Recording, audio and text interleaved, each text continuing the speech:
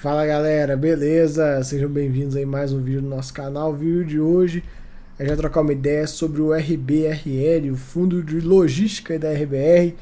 Vamos ver como é que esse fundo tá, pessoal. A gente sabe que esse fundo, grande parte dele, né, das cotas dele, tá na mão do RBRP, né? Foi a estrutura que eles fizeram, em vez de fazer um fundo híbrido com tudo, dividiram o fundo, né, digamos assim, e compraram a participação em ativos logísticos via outro fundo que o RBRP tem participação. Enfim, é uma maneira de você ter um investimento um pouco mais líquido, né? E aproveitar alguns momentos, tanto de distorções de preço para cima quanto para baixo. Porque imagina, quando você compra o ativo, né, os galpões, de forma direta, eles estão lá, eles não são negociados em bolsa, eles estão lá parados. Se você comprar ele caro, ele vai ficar caro. Se comprar ele barato, ele vai ficar barato. Agora, quando você tem essa estrutura, onde você compra uma cesta de ativos e coloca dentro de um veículo que o valor dele varia, pode ser que no momento de estresse o valor caia. É aquele galpão que você comprou, sei lá, um exemplo, por R$ 2.000 o metro quadrado. Com a queda na cotação, pode ser que esse mesmo galpão vá para R$ 1.500 o metro quadrado. E aí faz total sentido comprar. Da mesma forma que você pode ter esse galpão de R$ 2.000 o metro quadrado, a cotação valorizando muito e o valor indo para R$ 3.000 o metro quadrado. Valores que no mercado real, na vida real, você não conseguiria vender de jeito nenhum. Então você vai lá e vende as cotas por esse valor. Então, assim, tem ônus e bônus essa estratégia. Eu acho interessante, eu acho uma maneira interessante de fazer essa questão. Esse é um fundo médio, tem 718 milhões aí de patrimônio, patrimonial em R$ 107. Nos últimos 12 meses, o dividendo médio foi de 68 centavinhos, menos de 10 mil cotistas, porque 40% do fundo, se eu não me engano, está na mão do RBRP. Uma BL de 234 mil metros quadrados, que dá aí 20% da HGLG, mais ou menos. 5 ativos. Liquidez baixa, justamente por conta da participação do RBRP, 29%, tá aqui o valor exato. Enfim, ele traz algumas atualizações a respeito de setembro, que depois do cumprimento de determinadas obrigações por parte do vendedor, eles concluíram aí a escritura de compra e venda do empreendimento WT RBRR Log, na região de Cajamar. Empreendimento de 122 mil metros quadrados, dividido em dois módulos. O G100, que já foi entregue, 100% locado para o Mercado Livre, e o G200, que está vago. Ele coloca, né, que no G200 tem uma RMG até junho de 23. E fica ligado, né? A gente já viu, né? RBR mais RMG, no que deu, né? Mas enfim, galera, tiração de sarro. Logística dificilmente vai ter o mesmo problema que aconteceu, por exemplo, lá no RBRP. Né? Eles vão conseguir locar isso de forma bem rápida.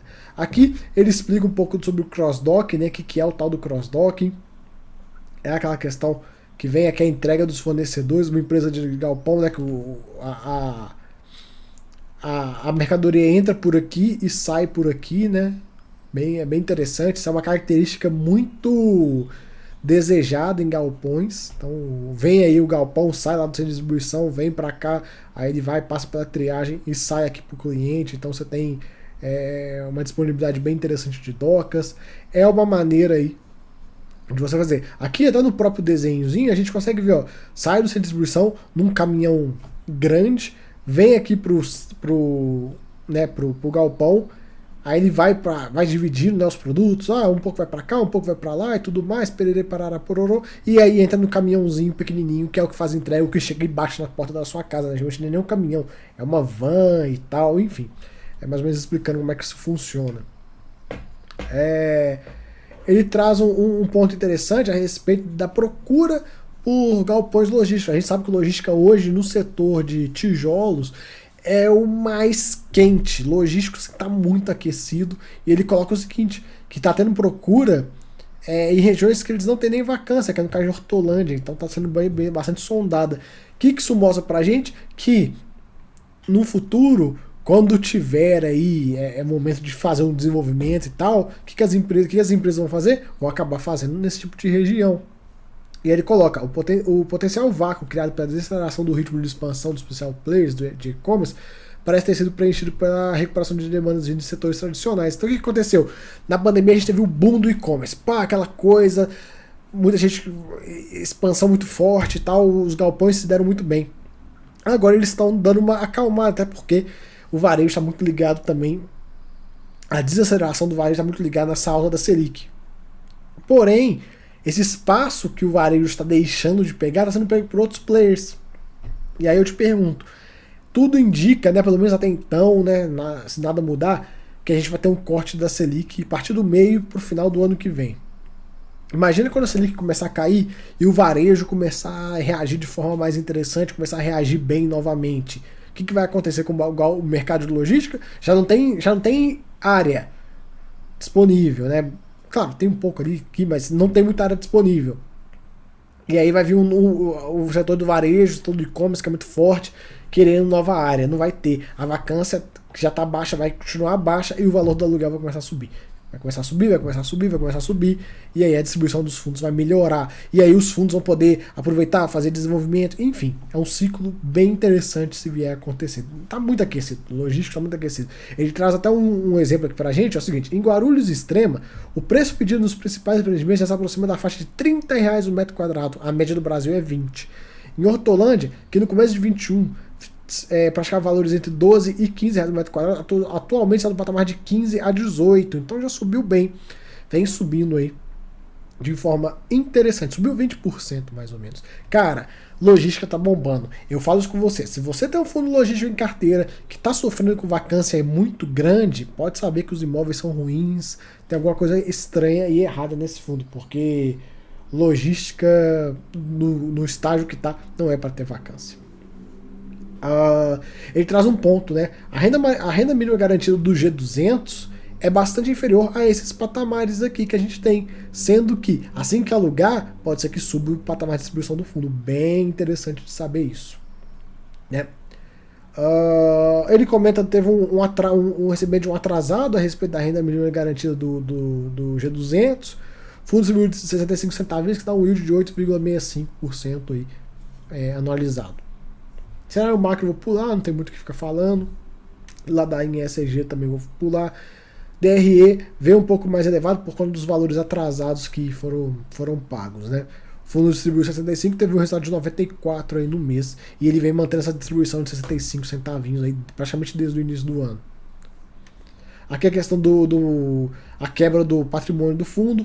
A gente vê que tem uma alavancagem bem baixinha, né? De 67 milhões de reais, bem sossegado.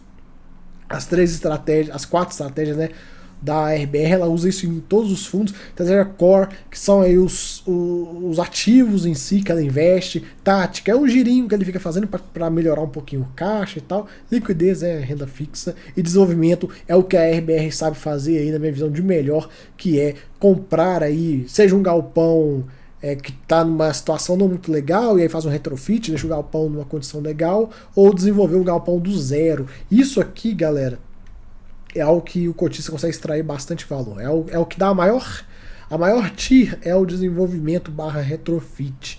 O problema é que é a tese mais difícil, porque quando você vai e faz aí o desenvolvimento, você tem todo o período de obras sem receber um tostão. E aí, para uma estrutura de um fundo imobiliário que é uma estrutura rentista, não é muito boa. Por isso que fundos, por exemplo, HGLG, que é um gigante, consegue fazer desenvolvimento tranquilamente, porque ele vai lá e expõe o 5, 10% do PL de desenvolvimento, você nem sente na renda.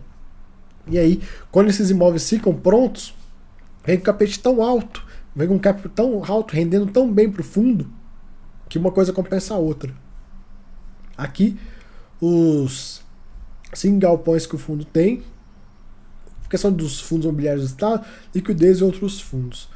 Vamos descendo. Aqui os galpões dele, aqui o WT, RBR Log, o galpão de Extrema, o Extrema 1, o Extrema 2, né? Esse aqui é uma pequena vacância, que é do galpão do G200, que em breve vai ser alugado. Hortolândia e Hortolândia 2. Tudo zero vacância, é o que a gente espera em fundos de logística. Receita por estado, então 60-40 entre Minas e São Paulo, sendo que em Minas é tudo extrema, galera. Extrema é basicamente assim, você dá um passo pra cá, você tá em Minas, você dá um passo pra cá, você tá em São Paulo. Tipo, é bem na divisa mesmo. Somente contratos típicos. Mesmo os contratos, putz, só aí, ó, 2 anos sem se preocupar. Só lá em 25 você vai ter que se preocupar com alguma coisa de vencimento. reajuste, final do ano tem aí 4% e agora só lá em abril que vai ter alguma coisa. Vacância física aí de 6%, que é a questão lá daquele galpão que foi entregue aí recentemente. Aqui a divisão do investimento do Core, receita por inquilinos, ABL por ativo, enfim, a gente já conhece tudo. O número de cotistas vem crescendo de forma bem tímida, né? Olha só, há um ano atrás tinha 7 mil, hoje tem 9.500, cresceu 2.500, cresceu bem pouco, cresceu menos da metade, né? Enfim, galera, é isso que tem para comentar sobre o RBRL, o fundo que tem um potencial gigante, tem muito a crescer ainda. Eu gosto muito da estratégia da RBR. Esse fundo aqui, ó, é o que a RBR tem de melhor. No RBRP fizeram uma baita de uma cagada, deram all-in num prédio que, enfim, né, deu o que deu. Erraram. Ponto. Não tem o que falar. A estratégia não deu certo. Mas, neste fundo, eles vêm fazer um trabalho legal, a gente tem que reconhecer, não tem o que falar do trabalho deles no RBRL, beleza? Então, fica aí esse vídeo, espero que vocês tenham gostado. Até a próxima. Fui!